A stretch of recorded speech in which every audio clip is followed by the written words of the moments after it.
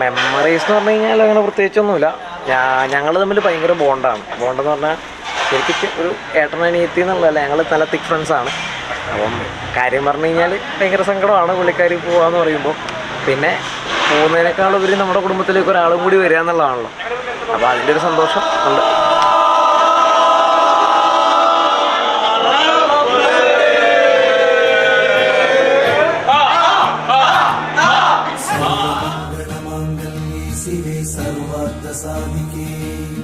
ശരണ്യേ ത്രയംബകേ ഗൗരീ നാരായണി നമോസ്തുതേ.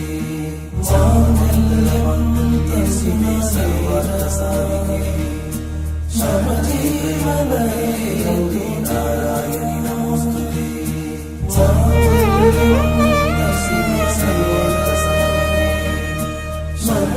ഗൗരീ നാരായണി നമോസ്തുതേ.